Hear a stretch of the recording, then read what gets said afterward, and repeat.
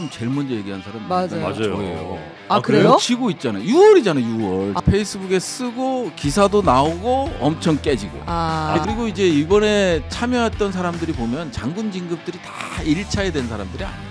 이런 얘기는 죄송하긴 한데 약간 루저들 정말 김용현한테 감사하는 마음으로. 저는 북풍은 밝혀질 걸로 봐요. 그래요? 왜냐하면 제보의 신빙성이 상당히 높은 쪽에서 저한테 왔고요. 너무 북한이 제발 도발해 주세요 하는 거랑 똑같은 군사적 대응 조치를 하기 때문에 통일 대통령을 천공이 예측했고 군사적 대응들이 이렇게 해서 계엄으로 가고 결국은 통일 대통령 2025년 통일을 꿈꾸는구나 해서 이제 시나리오를 쫙 썼던 거죠. 아니 국민 생명은 안중에 없으니까.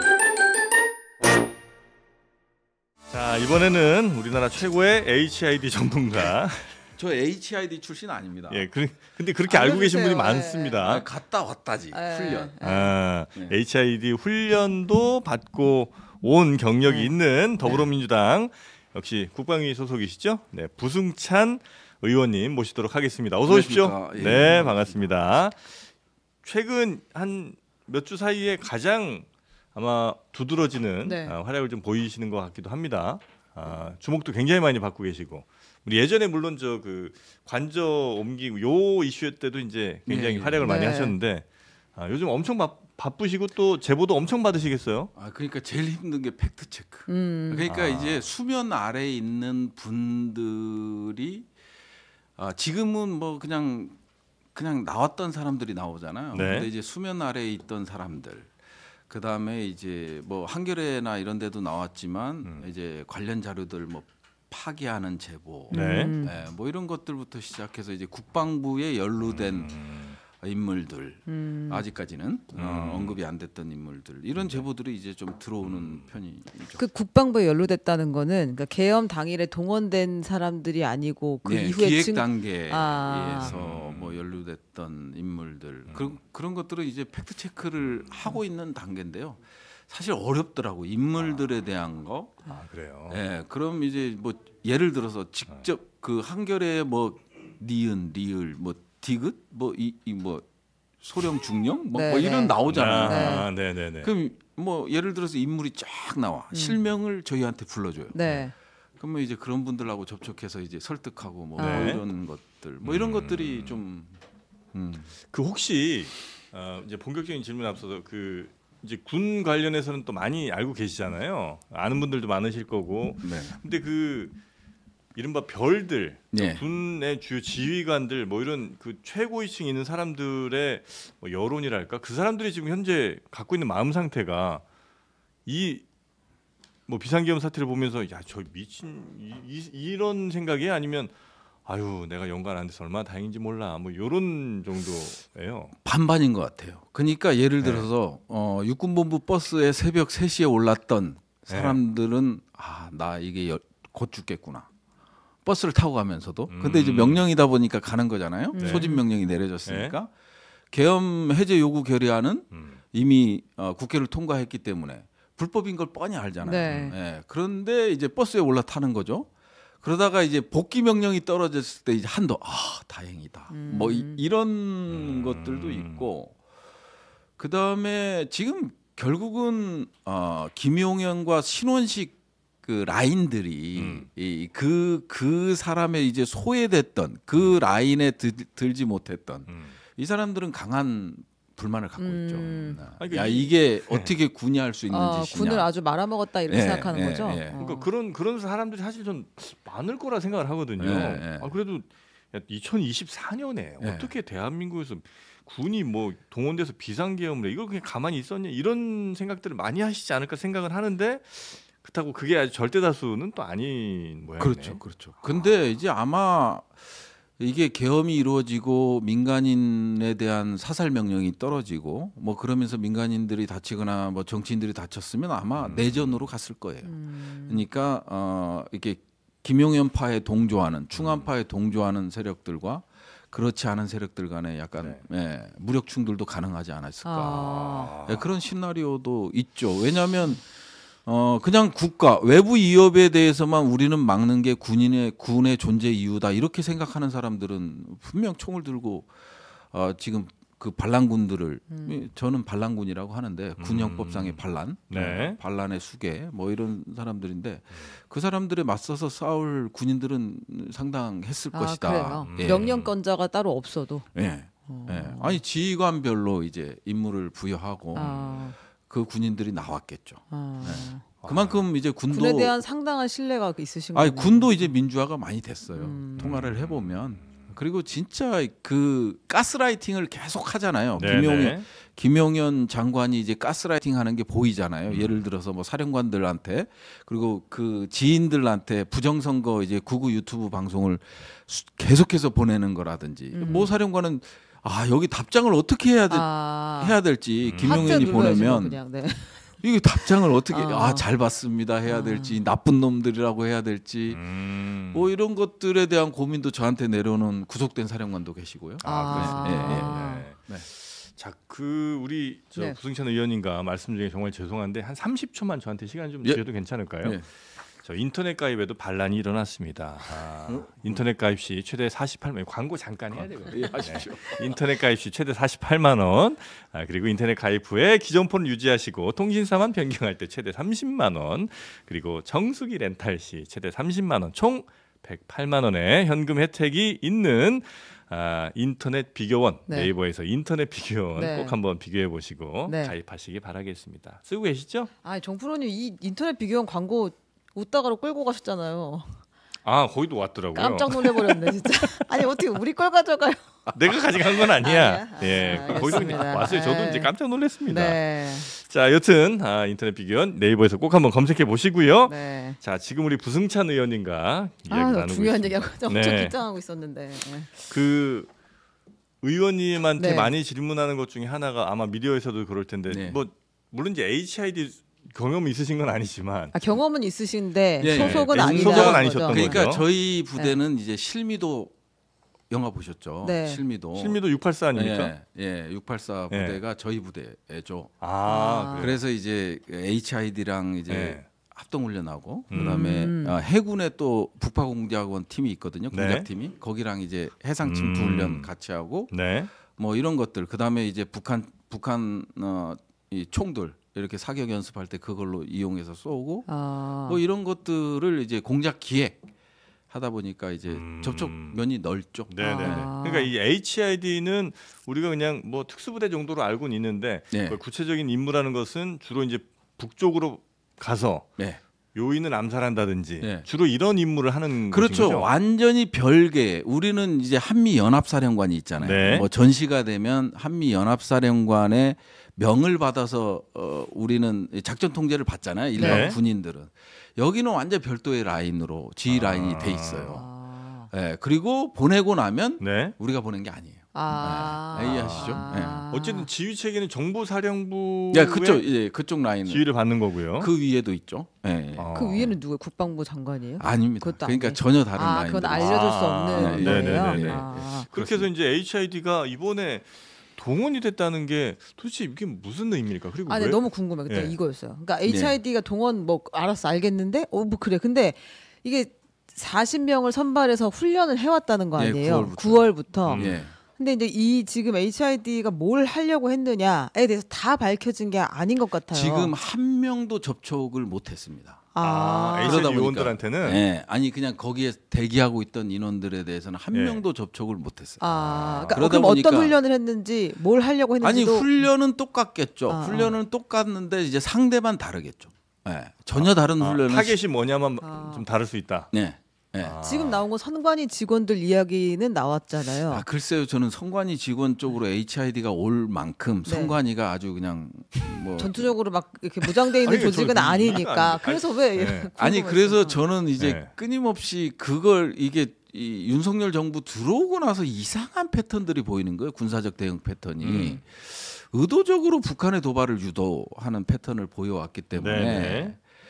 이건 비상계엄 가능성이 있다고 이제 저는 생각을 했던 거죠. 계속해서 그러면 북한의 도발을 유도하고 그런 상태에서 북한이 2015년에 실제 우리 대북전단에다 확성기와 대북전단에다가 고사총을 쏘은 적이 있었거든요. 그러면 우리가 대응 사격하고 네. 그 상황을 만들면 비상계엄은 자연스럽게 성공하는 거예요. 그러니까 뭐 반란군과 뭐 이걸 진압군이 나눠지는 게 아니라 그때는 이제 북한의 무력 충돌이 있기 때문에 사회 안정이라는 큰 명분을 가지고 하면 군은 따를 수밖에 없고 자연스럽게 이건 성공할 거로 보여지는 거고 그러다 보니까 이거를 노려서 1년 가까이 이거를 준비해 왔죠. 근데 그게 안 됐던 거예요. 그러면 이제 HID가 뜬금없이 탁 들어오잖아요. 네. 그러다 보니까 이건 뭐지? 그러니까 이 제보는 김병주 의원이 받았죠. 네. 받았는데 이제 저는 HID 경험이 있으니까 야 이건 다른 목적이다라는 생각을 하게 되고 그러다 보니까 인민군과 관련된 것들을 찾게 되고 막 이런 것들을 이제 또 역추적하는. 네. 그 추정하고 계신 시나리오 내지는 그 추정하고 계신 그 목적이란 게 뭐라고 지금 보고 계시는 거예요? 일단은 저는 소요, 반란, 그다음 폭파.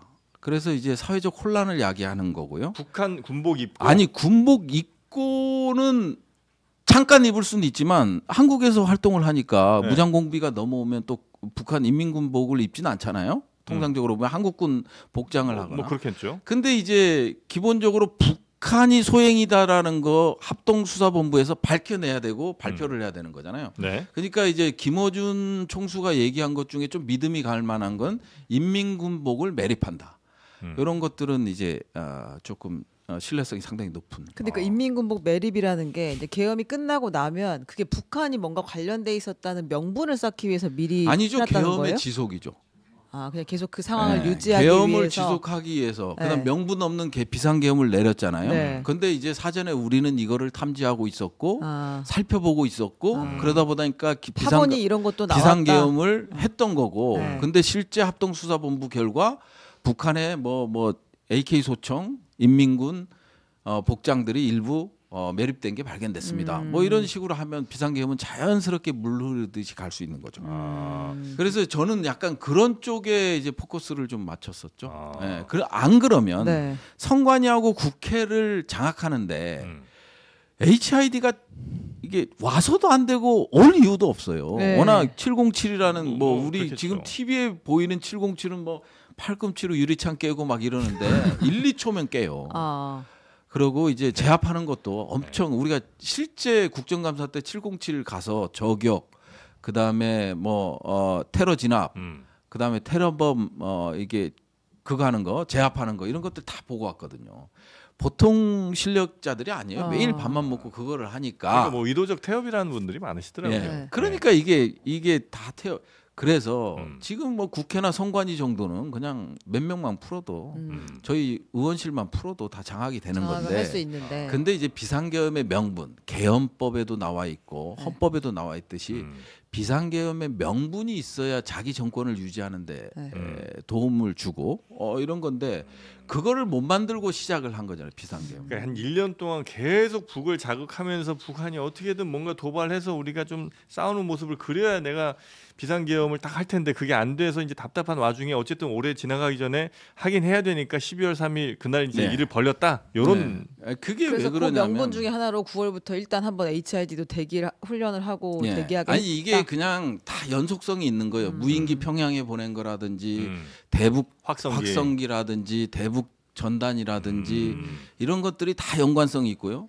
그다음에 특히나 이제 무인기 같은 경우는 우리가 전투용으로 부적합 판정을 받은 무인기요. 북한에 보낸 게 2km 상공에서도 소음이 지상에서 다 들릴. 그럼 모두가 알게 하는 그런 무인기인가요? 그러다 보니 그리고 평양에는 밤에는요 비행기 한 대도 못 떠요. 파리 한 마리도 못 떠. 왱 소리만 나도 안 돼. 그 방공 시스템이 엄청 잘 돼 있어요. 그래요. 우리도 물론 서울 P73 지역에 항공기가 못 뜨지만 평양은 더 심해요. 그러다 보니까 일부러 이제 의도된 걸로 보여지는 거죠. 이제 그런 것들이 이제 계속 축적되는 일환으로 9월부터 한 것도 만일 북풍이 성공을 못하면 또 다른 수단을 통한 북풍. 저는 그렇게 이해를 하고 있었던 거죠. HID 작전 자체가 그런 거니까 훈련 자체가 그런 거니까. 자극 그렇게 하는데도 북한이 안 따라주니까 좀 답답했겠네. 엄청 답답한 거죠. 그래서 이제 원점 타격 그런 얘기까지 이제 뭐 나오고 그랬던 것 같긴 한데 뭐 아직은 뭐 이게 어느 정도까지 우리가 이게 팩트다라고 받아들이기 저는 북풍은 밝혀질 걸로 봐요. 그래요? 왜냐하면 제보의 신빙성이 상당히 높은 쪽에서 저한테 왔고요. 그래서 1차적으로 국방부 현안 질의에서 얘기했던 게 무인기 보냈죠. 단도직입적으로 얘기를 했거든요. 그다음에 우리 쪽 지역에 무인기 떨어졌죠. 삐라통 있었죠. 이런 것들을 단도직입적으로 물어봤던 거예요. 근데 그러면 제보의 신빙성이 굉장히 높고 결과적으로 이 북풍이 밝혀질 것이라고 하신 것은 무인기를 우리 군에서 의도적으로 언제 계획해서 보냈다라는 걸 밝혀낼 수 있다는 이야기인 저는 거예요. 충분히 밝혀낼 수 있다. 입증을 할 수 있는 자료들이 지금 있다. 자료들을 계속 축적하고 있고, 그래서 충분히 밝혀낼 것이다. 이 북한은 가만히 있나요? 이렇게 되면? 그래서 이게 국가안보와 이 계엄의 딜레마인 거예요. 뭐냐면 이게 우리가 의도적으로 밝혀서 공식적으로 이거를 발표해버리는 순간 그러니까요. 북한은요.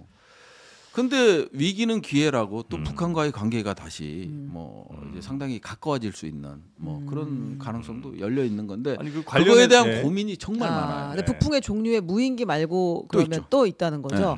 상임위장에서 제가 얘기했던지 뭐냐면 대북 전단을 군이 만들어서 뿌렸습니다. 이 민간이 계속 보낸 게 아니라 민간도 보내는데 여기에 군이 섞여서 보냈기 때문에 이걸 단속을 제대로 안 했던 거예요. 그러면 민간 풍선에 군이 그 유인물을 집어넣은 거예요? 아니 본인들이 비슷한 걸 만들어서 그러다 보니까 단속이 안 됐고 제가 국정감사 때 이거에 대한 지적을 왜 단속 안 하냐 북한에 도발을 유도하려고 그런 거 아니냐 이런 지적 이제 막 하면서 합참부장하고도 막 싸우고 막 이랬었죠. 그 북에 보낸 삐라 가운데 약간 좀 민간이 보낸 거 맞나 싶은 거가 예전에 한 보도 나온 적이 있었어요. 그래서 이런 것들도 지금 확인 작업에 있고요. 지금 이제 뭐 속보 나온 건데 보니까 경찰청 국가수사본부 특별수사단이 발표한 내용인데 그 노상원 있잖아요. 그 전 정보사령관 수첩에 NLL 등에서의 북의 공격을 유도 이런 표현이 수첩에 적혀 있었다. 뭐 이런 게 이제 좀 수사가 지금 나오고 있는 것 같습니다. 지금 수첩에도 들어 있지만 노상원하고 이제 SBS인가요? 거기 인터뷰한 데도 들어 있어. 그러면 전쟁하자는 거 아니냐. 이런 식으로 이제 도발을 유도하고 그다음에 백령도를 폭격하고 그러면 우리가 원점 타격과 평양을 공격하고 막 이런 시나리오들을 만들려고 했던 게 이제 서로 김용현과 노상원이 대화 내용을 노상원을 통해서 나왔죠. 이거 그럼 내란뿐만이 아니라 외환 미수 내지는 하여튼 조장 그런 조장을 했다 이렇게 이제 우리가 봐야 되는 거죠. 수밖에 없겠네요. 그런 게 지금 나오고 있는 거예요. 노상원 입을 통해서 나오고 노상원 수첩을 통해서 나오는 거죠. 원래 이제 대통령에 대해서는 뭐 일반 형사 사건은 뭐 하지 않고 제일 이제 할 수 있는 게 내란, 외환 두 가지인데 두 가지가 다 걸려 생겼네. 깨알같이 거기 다 걸렸는데. 근데 이 계엄이라는 게 이렇게 말로만 되는 것은 아니잖아요. 아마 관련 문건이라는 걸 공식적으로 만들었을 텐데. 그거를 이제 제보가 들어오는데 그거를 다 파기하고 있대요. 이미 다 파기되고 없을 거라는 제보도 들어오고 그런 것들이 프린트만 하나요? 그 뭐 파일로 된 것은 지워도 나중에 살릴 수 있는 거 아니에요? 아니 그건 모르겠어요. 그래서 그런 제보도 지금 들어오고 있어서 이제 조만간 뭐 양심 고백을 이끌어내든 뭘 하든 좀 해야 될 것 같습니다. 빨리 이게 좀 압수수색을 먼저 가야 될 것 같은데. 그러니까 이제 수면 아래에 실무적으로 했던 사람들에 대한 수사는 전혀 안 이루어지고 있는 거죠. 그리고 이제 위에 지금 언론지상에 나온 뭐 지휘관급 이런 사람들, 그 다음에 뭐 롯데리아 모임, 햄버거 미팅 했던 사람들, 이런 사람들, 그 다음에 3대 사령관들, 뭐 이 밑으로까지는 아직 안 되고 있는데, 그 다음에 이제 국방부도 저희가 조금 밝혀낸 것들이 조금 있어서 이제 팩트 체크만 되면 이제 공개하려고 그러는데 뭐 이런 것들이 조금 씩 나오고 있는 거죠. 그럼 우리가 보고 있는 사람들보다 훨씬 더 광범위하게 지금 연루가 돼 있다. 그럼 이쯤 되면 거의 이제 우리가 전 군이라고 해야 되는 거 아니에요? 국방부에서 한 덩어리가 근데 이제 있고 김용현을 중심으로 노상원을 중심으로 했던 건 맞는 것 같고요. 그다음에 앞으로 밝혀져야 될 게 또 방첩사 요원들이 한 얘기가 있잖아요. 여인영이가 했던 검찰과 국정원. 네. 뭐 이런 중요 임무는 그쪽에서 맡을 거니 니네는 확보만 해라. 지원 임무만 해라. 이런 지시를 했다라는 게 거기서 들은 사람들이 이제 국수본에서 또 진술을 했다고 있다. 우리 쪽에다 얘기를 해줬기 때문에 당사자가 그 얘기를 해줬기 때문에 이제 검찰, 국정원, 뭐 국방부 뭐 할 거 없이 이제 그러니까 원래 그랬던 그림은 국회 맞고 150명 안 되게 하고 그다음에 주요 정치인들 그때 뭐 얘기 나왔던 이재명 뭐 14명, 15명 뭐 한동훈 포함해서 이렇게 잡아들이고 그다음에 선관위 서버 압수하고 요 그림이 이제 그 맨 처음에 그렸던 그림인 거죠? 네. 다 안 됐고. 지금은 이제 그 그림보다 이제 계속 더 커지는 건가요? 커지고 있는 거죠. 사람도 넓어지고 영역도 넓어지고. 뭐까지 또 하려고 했던 거예요, 그러면 지금? 그래서 진짜 이거는 모르겠어요. 사실은 어느 정도까지. 그래서 저는 이제 권력의 영속이라고 보는 거거든요. 이제 뭐 발췌개헌이 됐든 1952년 이승만이 노렸던 그게 됐든 아니면 유신 박정희 대통령이 노렸던 걸 하든 이게 국회만 해산하면 되는 거거든요. 영구 집권을 꿈꾼다면 국회만 해산하면 되는 거기 때문에 근데 이제 이 사람들이 하나 관가한 거는 뭐냐면 결국은 시민과 국민들의 힘 이거를 관가한 거. 지금 올해가 몇 년인지를 모르는 거 아니에요? 2024년. 권력자들은 그런 걸 생각 안 합니다. 무력이면 다 된다. 그러다 보니까 이제 뭐 바이마르 헌법이 있었던 바이마르요. 아니 헌법이 있었던데도 히틀러가 그런 정치 선동이 가능했던 거고. 이제 그런 것도 가능하다고 아주 큰 오판을 했던 거죠. 맨 위에서부터 꽤 여러 명들이 왜냐면 이게 사실 이런 오판을 하면 밑에서 그래도 좀 정상적인 생각을 갖고 있는 사람이 그러니까 사전에 가스라이팅을 계속하는 거죠. 가스라이팅. 진급이라는 것과 뭐 각종의 당근을 주면서 가스라이팅을 하고. 니네 이것만 되면. 그 다음에 그런 방향으로 인사를 세팅하고. 그런 거 통하는 사람들끼리. 인사 시스템을 구축하는 거죠. 그러다 보니까 이제 문상호 전 정보사령관 같은 경우는. 통상적으로 그냥 상식선에서 생각하면 파이어거든요. 그냥 날라갔어야 되는 거죠 원래. 그때 블랙 요원들 다 명단 유출하고 그 100여단장하고 이제 계속해서 형사 뭐 이런 소송하고 할 때 고소전까지 갔기 때문에 당연히 책임을 지고 물러났어야 되는데 이 유임을 시키잖아요. 그리고 신원식 전 장관은 국회 와서 그 얘기를 했어요. 이건 책임을 묻겠다. 그때 바꿔버려.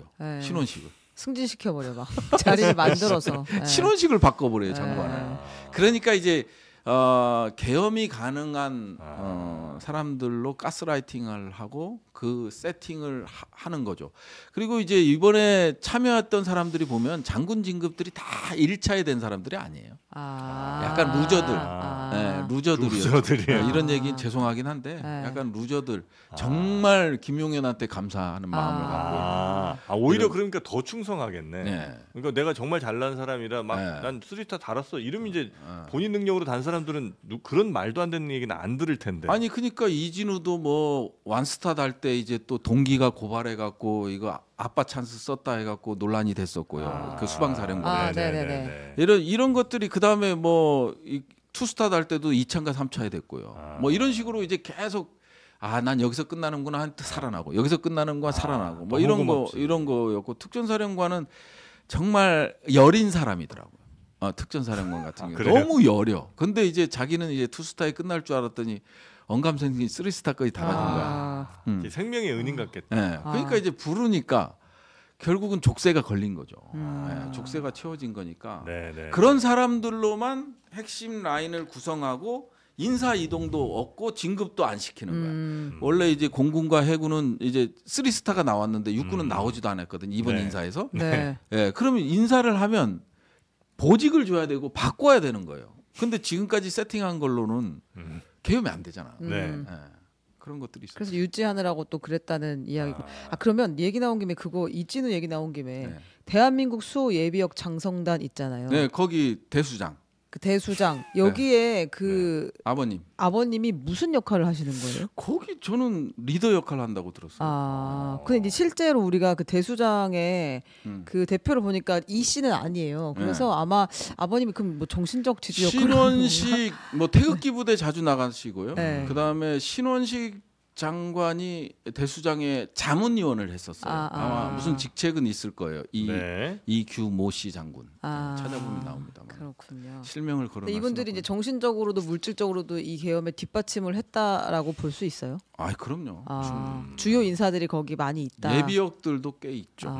이런 것들이 앞으로 이제 밝혀져야 될 거예요. 이번 하여튼 저 비상계엄에는 예전에 뭐 상상도 할 수 없었던 예비역들이 굉장히 활약들을 많이 한 것 같아요. 비선계엄이죠, 비선. 비상계엄이 아니고 비선계엄.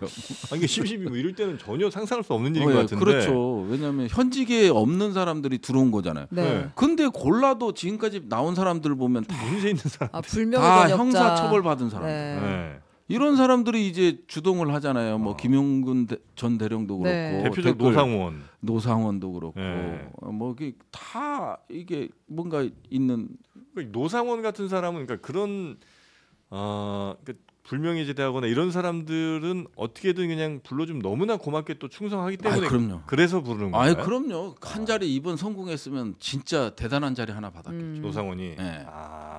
이번 이 사람이 사실상 거의 진도지휘 한 것 같은 느낌이던데 맞나요? 그거는 또 달라요. 또 달라요. 이게 노상원이 군부 쪽만 담당을 했는지. 지금까지 나온 건 군부 쪽이거든요. 그다음에 이제 민간 영역들이 있잖아요. 민간 영역이 뭐예요? 아니 뭐 검찰, 국정원, 경찰, 뭐 군이 아닌 이쪽 것들은 안 나오고 있거든요 아직. 이런 부분들에 대해서는 추가적인 수사 조사가 필요한 거죠. 그래서 노상원 같은 사람은 사실 본인도 이제 이미 끈 떨어졌고, 아니 뭐 당연히 붙어 있을 수도 없는 거고. 정말 불명예스럽게 전역했잖아요. 강제 전역 조치가 됐는데 그 범죄 내용도 아주 그냥 교육생 신분의 부하 직원을 술자리에서 수차례 강제 추행한 혐의로 구속 기소가 돼서 징역 1년 6월을 받고 복역을 하다가 2심에서 1년 6월에 집행유예 3년을 받고 풀려나고 그다음 전역을 한 그런 케이스고, 김용군도 똑같습니다. 그 2012년에 국군사이버사령부 댓글 공작 사건이 있었잖아요. 요거를 이제 축소하고 은폐한 거를 나중에 이제 수사를 할 때 그게 걸려가지고 여기도 그 불명예 전역을 했는데, 이 수사를 주도했던 게 윤석열 당시 서울중앙지검장입니다. 이제 이 법칙은 바뀌지가 않아요. 윤석열 대통령은 자기가 수사했던 사람을 데려다 쓰는 항상 중용을 해. 재취업의 뭐 거의 그 심리는 은인이라고 할 수 저는 있죠. 이해를 못 하겠더라고요. 근데 이제 부하들 입장에서나 이렇게 보면요, 이게 상관이 뭔가 이제 당근을 주면 상당히 흔들려요. 뭐 그렇겠죠, 그거는. 나를 이해하고 인정했다. 눈물이 막 나고 충성하고. 그러니까 근데 내가 수사했던 사람을 왜 이렇게 쓰냐는 거예요, 나는. 내가 수사를 했어. 그래서 뭔가 내가 잡아 넣었어. 그러면 이 사람 다시 보기엔 매우 껄끄럽잖아요.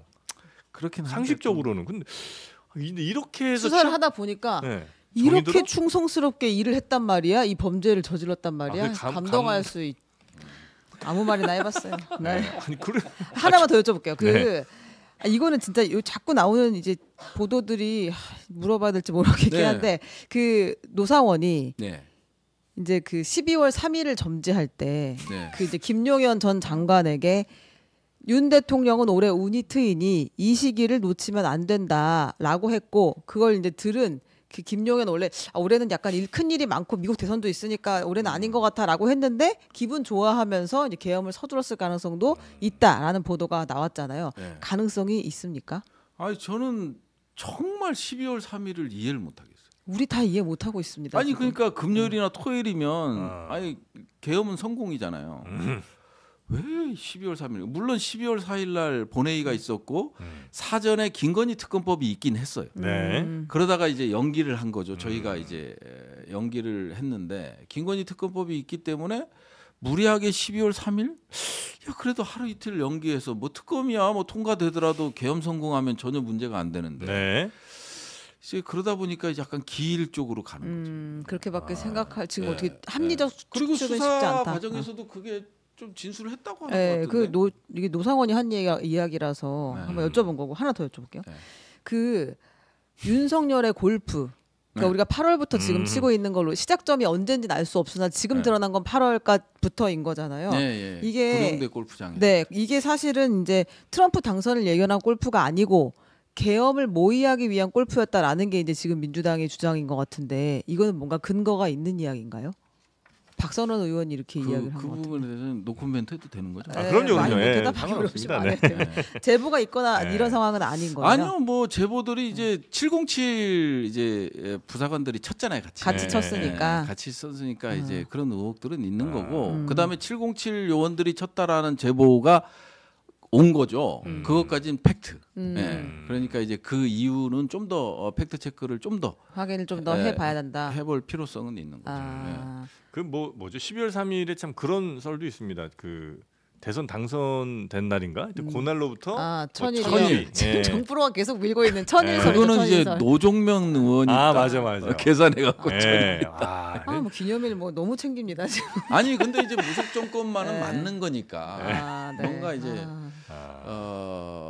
연관성은 좀 찾아볼 수 있겠죠. 그럼 하나만 더. 이 천공 얘기를 하셨잖아요. 그러니까 천공이 하다란 통일 시나리오 이야기를 꺼내셨는데 도대체 이거는 무슨 이야기인 건가요? 이게 너무 질문하면서 아니 부끄러워. 제가 사실은 우리 민주당에서 김민석 최고께서 이제 8월에 했잖아요. 계엄 제일 먼저 얘기한 사람 맞아요. 저예요. 그래요? 치고 있잖아요. 6월이잖아요. 6월. 제가 SNS에 올린 게 페이스북에 쓰고 그러셨나? 페이스북에 쓰고 기사도 나오고 엄청 깨지고. 그때는 욕 엄청 항의 전화 엄청 받고 저 군대 갔다 온 놈이 계엄 얘기하고 있다고.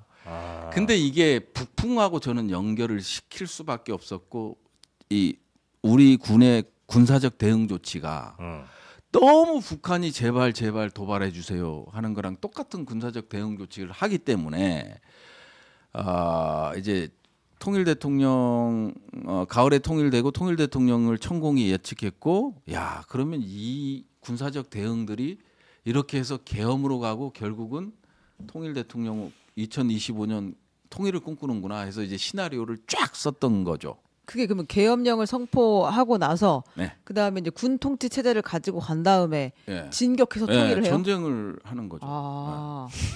아니 뭐 국민 생명은 안중에 없으니까. 북진 통일을 해서 한반도의 통일 대통령. 북진 통일은 계속해서 얘기를 하고요. 통일 대통령. 오늘이나 내일 정도 팩트 체크가 되면 그 부분에 대해서도 이제 그걸 이제 언론 인터뷰 지금 이런 거 하려면 어쨌든 미국이랑도 어느 정도 얘기돼야 될 거 아니에요.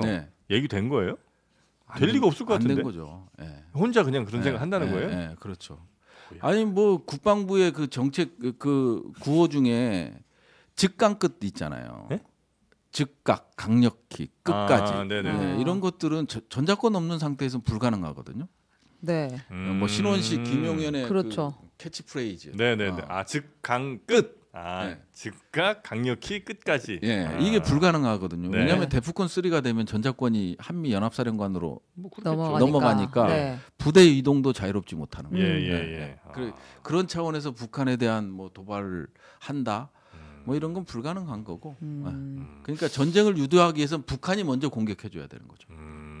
북한은 알았나? 왜 남에서 계속 이렇게 이게 상당히 운도 좋은 것 같아요. 운도 좋은 것 같은 게 뭐냐면 북한은 러시아와의 관계. 그러니까 그동안은 미국만 바라보고 미국이 대북 제재 해제만을 바라보니까 계속적으로 미국의 메시지를 줬던 거죠. 근데 러시아가 들어오면서 상황이 바뀌어버린 거예요. 자율성이 생긴 거예요. 내한테. 미국밖에 없었는데 우리 국가의 생존은 미국 없이도 가능하구나. 그러다 보니까 이제 북러 동맹조약이 체결되고 그다음에 북한군의 러시아 파병이 있고 그런 대외적 관계가 아주 급변하는 상황에서 한국과 이제 군사적 충돌까지는 아닌 것 같다라는 전략적 판단을 한 것 같고요. 그 근거가 뭐냐면 동의선 경의선 폭파할 때 얘네들이 방벽을 설치하면서 차단을 하거든요. 우리가 공격 못하게끔. 그런 것들이 전혀 다른 패턴이거든요. 북한은 일단 찔러보는 이런 습성을 갖고 자존심적인 전략을 많이 피는데 내가 기분이 나빠. 그러면 한번 쳐보거든요. 뭐 대북전단 야 뿌리지 마. 막 경고하다가 그냥 우리가 대북전단 보내면 그냥 쏴버리잖아요. 그런 패턴이었는데 그러니까 이제 운이 좋았던 거예요. 이제 북한도 이제 이런 북러 관계, 그다음 우크라이나 전쟁 뭐 이런 것들 때문에 이제 한국과의 뭐 이런 군사적 충돌이나 대치 이런 것들을 원치 않았기 때문에 한국이 하는 만큼만 해요. 네, 한국이 하는 만큼 대북 전단도 항상 우리가 보내면 저쪽에서 오물풍선. 오물풍선 먼저 보내고 대북 전단 보내는 경우는 없어요. 지금 오물풍선 안 날아오잖아요. 네.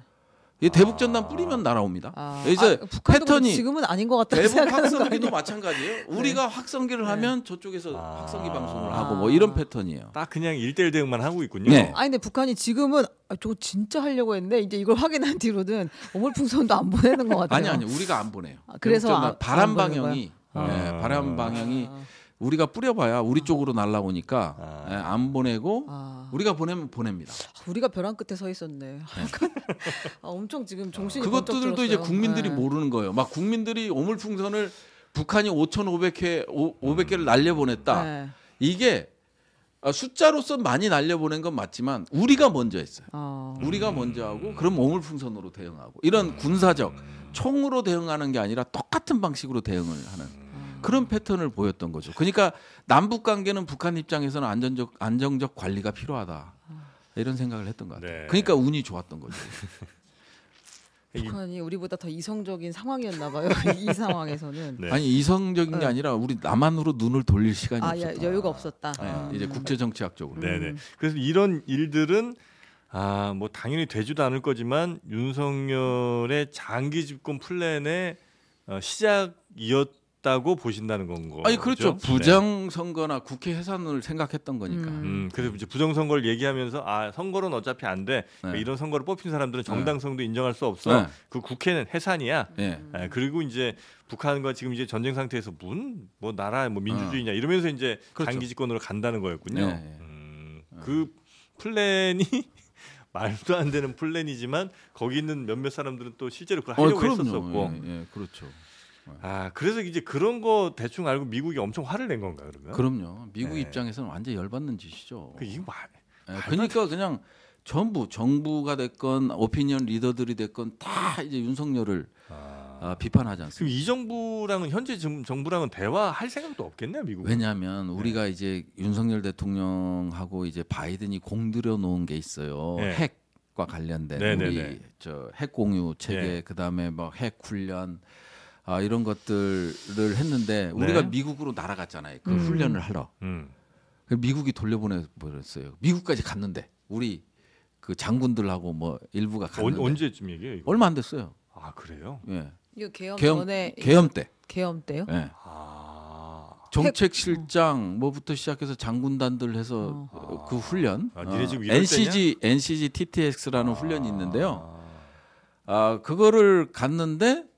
훈련 취소됐다고 돌아가 이렇게 미국까지 갔는데 돌려보내 버렸죠. 이게 얼마나 이게 창피한 거죠.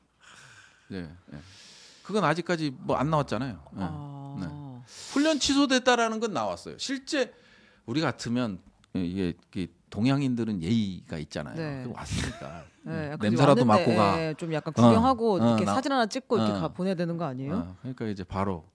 훈련 취소 사유도 얘기 안 하고 훈련 취소됐으니까 돌아가라고. 근데 이제 트럼프 어쨌든 이제 취임할 거 아니에요, 그럼 이제 그 사이 전후에서 진짜 중요한 때잖아요. 외교적으로도 중요하고 그렇죠. 우리 국익을 지키는데도 매우 중요한 시기인데 지금은 우리가 마땅히 거기에 누가 가서 우리 입장을 좀 대변할지가 조금 애매한 상황 아니에요? 지금 전혀 라인이 이제 없는 거죠. 이제 한국 정부가 무정부 상태라 보기 때문에. 애초에 이제 트럼프 쪽하고는 이제 연결이 안 되는 거고. 그러니까 지금 뭐 정용진이나 만나고 있고 지금 트럼프가 제일 처음 만난 우리나라 정재계 인사 1호가 정용진이. 아니 그러니까 이제 그 국무위원들 해외 출장이 다 취소됐잖아요. 지금 그게 보도도. 지금 이거 어떻게 해야 됩니까? 그러니까 알아서 지금 현 상황 알겠습니다. 이거 어떻게 해야 돼요? 어떻게 할 거고? 근데 이제 저는 이재명 대표가 제안한 여야정 협의체를 통해서 국정 안정시키고 경제 안보 이 큰 틀에서. 여야가 협심을 해서 안정화로 가는 게 제일 좋다고 보여져요. 안 그러면 상당히 앞으로 트럼프가 이제 뭐 법형 관세부터 시작을 해서 우리 쪽에다가 뭐 엄청 휘몰아칠 텐데, 엄청 휘몰아칠 텐데 이게 상상 초월이거든요. 그다음에 아니면 지금 우리 상황 핑계 대면서 좀 그거 한번 태풍을 막아볼까요? 지금 우리나라 정신이 없다. 지금 내가 관세를 때려도 관세를 낼 사람이 지금 없으니까. 아니 트럼프 같은 경우는 이제 매가를 주창하고 있고 그다음에 상대적 박탈감을 받은 사람들의 지지를 받고 당선이 됐잖아요. 네. 그러면 그리고 또 뭐 중임제다 보니까 또 8년을 할 수 있는 것도 아니잖아요. 한 번 했기 때문에 4년밖에 안 되기 때문에 강한 드라이브를 걸 거예요. 초창기에. 그렇겠죠. 그리고 2년 지나면 이미 뭐 레임덕으로 가는 거기 때문에 2년이 트럼프 입장에서는 승부수가 될 수밖에 없는 거거든요. 그러다 보니까 이제 뭐 관세부터 시작을 해서 우리 한미 FTA, 그다음에 방위비 분담 협상, 그다음에 전략자산 전개, 경제 안보, 어쩌고는 뭐 칩스법, 뭐 이런 것들이 전체적으로 다 흔들릴 가능성이 있기 때문에 이거에 대한 대비를 소홀히 해서는 안 되겠죠. 근데 이게 그런 외생적 변수를 이제 이 내부의 내생적 변수로 이제 막아버리고 있는 상황이라 참 이게 암담한 상황. 오히려 저는 전화위복의 찬스 될 수 있다고 봅니다. 네? 안 됩니까 전화위복? 네, 왜냐하면 지금 현재 정부의 구성원들이 가서 협상하는 것보단 차라리 지금 우리 상황이 어디 뭐 협상할 상황이 아니다. 지금 좀만 기다려달라. 지금 곤란하다. 이러면서 이제 좀 미루는 거죠. 한 6월, 뭐 8월 이렇게 좀 미루면서 천천히 다른 나라들 이제 두드려 맞는 거 보고 그 다음에 우리는 협상을 좀 더 유리한 입장에 살 수 있는 거 아닌가. 그렇게 한번 긍정적으로 가보시죠. 위기는 기회다. 그렇게 한번 저희가 그래도 미국이 사정 봐줍니까 우리 사정? 이 정도면 사정 봐줄만 하지 않아요? 그렇긴 하죠 우리가. 야 도대체 대한민국 어떤 나라인데 이렇게까지 갔어? 아유 좀 봐줘라 이럴 수 있다고 나는 봅니다. 근데 뭐 바이든이나 다른 사람은 가능할 것 같은데 트럼프는 이걸 오히려 악용할래나? 오히려 더 이거를 이용할 수 있을 수도 있겠죠. 끝난 겁니까? 가셔야죠. 가셔야 된다고 하시던데요. 저 권력과 안보 제 그 인생작인데. 말씀하세요. 권력과 안보 언제 나왔죠? 그 2023년 2월에 나왔는데요. 그럼 지금 팔릴 때는 아니잖아요. 아니 그래도 이제 주문들 좀 들어오거든요. 다시 또 책을 합니까? 좀 들고 오시지. 아니 재미없는 책이긴 한데 재미없다고 회고록적 성향이 있는데 거기에 이제 김용현은 제2의 차지철이 거기 될 거다 예측도 했고 예언서. 1년 훨씬 전에. 근데 이제 그 책이 왜 제가 홍보를 하냐면 야, 그 책 하나로요. 막 압수수색 출판사 막 압수수색 막 그래서 변호사비 맞아 그 엄청 시끄러웠죠. 근데 그때 이 책이 이슈가 됐던 건 천공의 그 관저 이전 때문에 이슈가 됐었죠. 이슈가 됐었는데 이제 거기에 이제 예언한 게 이제 김용현이 제2의 차지철이 될 거다. 그 부분이 있구나. 그 부분도 있고 그냥 뭐 책은 그냥 그렇습니까? 아니 갖고 오셨으면 낭독 한번 하는 건데. 읽는 게 아니라 그냥 뭐 교독도 하고 할 텐데. 그렇죠. 부스트라다무스 우리 부승찬 의원님과 함께 얘기했고요. 권력과 안보라는 책 혹시 여러분 어차피 안 읽으실 건 압니다. 그냥 사주세요. 근데 그 고생을 한 게 진짜 천공 때문이 아니라 김용현 때문이었을 확률이 진짜 있겠네요. 그렇죠. 그 제보도 받았어요 사실은. 김용현 쪽에서 강하게 푸시를 가서 부승찬 입 다물게 해라.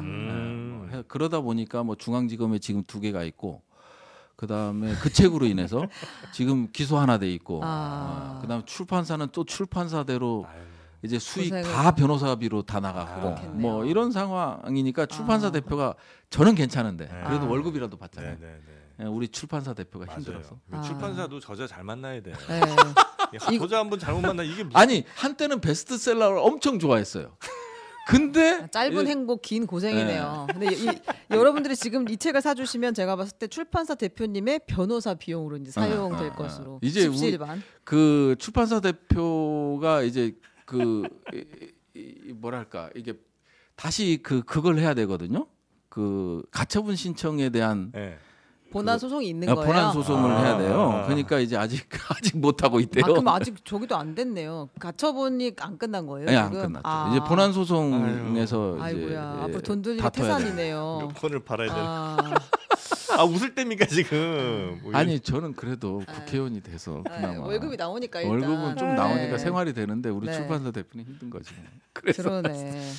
자, 하여튼 이 사정 뭐 충분히 말씀드린 것 같고요. 네, 권력 관보. 어쨌든 이제 군 관련해서 가장 또 전문성이 또 있으시니까 앞으로도 이 내란, 이 비상계엄 관련해서 더 사실들 많이 좀 팩트 체크를 해주시고 네. 빠짐없이 지금 뭐 증거 인멸되고 있는 것들 잘 좀 네. 관리 좀 해주시기 바라겠습니다. 네, 저도 네. 급합니다. 네. 오늘 함께해 주신 더불어민주당 부승찬 의원님이었습니다. 대단히 고맙습니다. 감사합니다. 네. 감사합니다. 자, 우리 감사합니다. 최은경 기자님도 고생 많으셨고요. 앉으십시오. 같이 가겠습니다. 네, 저희는 내일 오전 11시에 다시 여러분 찾아뵙도록 하겠습니다. 오늘도 많은 분들 함께 해주셨는데 저희 또 몰이 있죠? 네, 그 몰 네네. 들어가시죠. 장르만 여의도 몰에다가 이 책을 드릴 수 있는지 제가 한번 알아보겠습니다. 네. 네, 그 몰도 한번 많이 좀 이용해 주시고 저희는 내일 뵙겠습니다. 고맙습니다. 감사합니다.